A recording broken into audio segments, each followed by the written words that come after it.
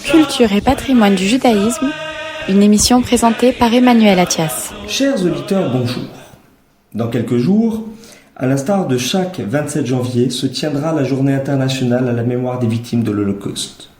En 2020, Patrimoine et culture du judaïsme avait consacré une chronique à la Shoah par balle dans les territoires de l'Est.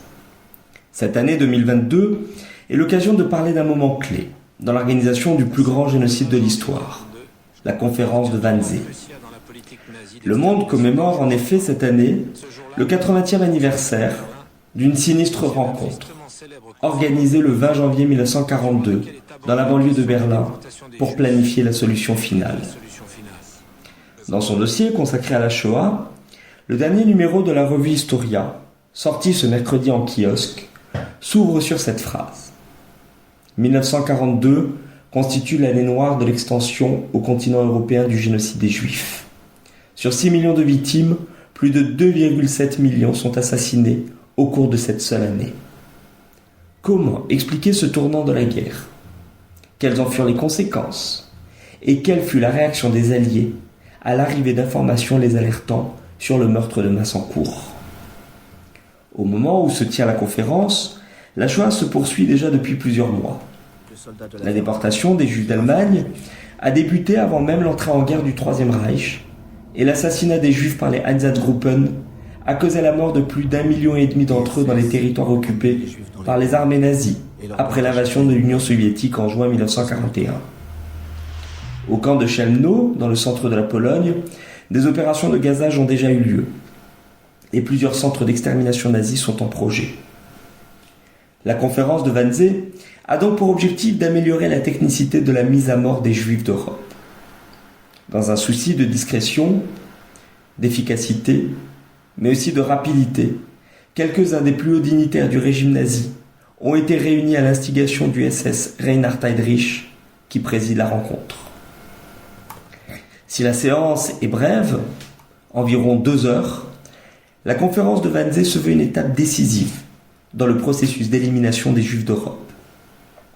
À l'époque, le mot génocide n'existe pas encore.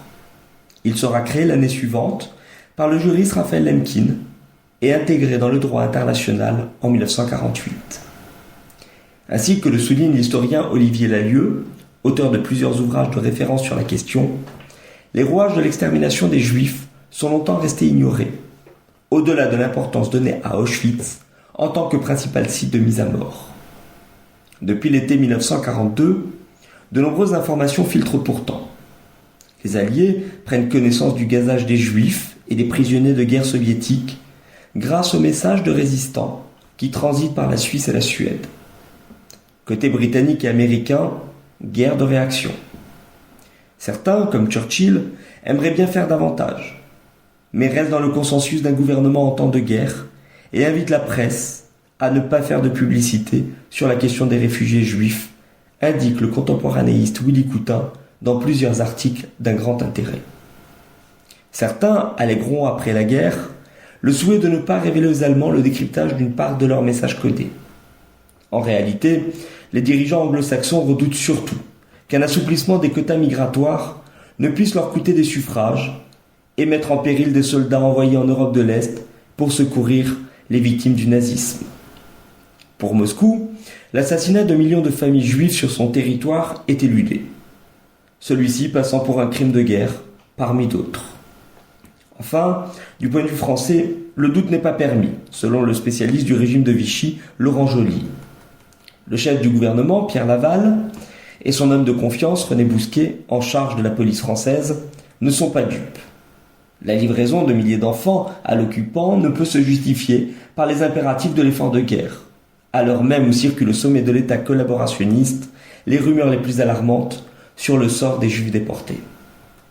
Ailleurs, des témoignages de civils suggèrent que le destin des Juifs n'est pas inconnu du grand public, en Europe comme en Amérique. Le numéro 902 de la revue Historia se veut d'une grande richesse, tant historiographique que documentaire. Et résumer en 5 minutes la 60aine de pages que compte son dossier inédit, relevé d'une gageure. Le mieux est donc d'aller acheter cette semaine le magazine, pour découvrir les raisons de l'inaction de la Croix-Rouge et le silence coupable du pape Pie XII.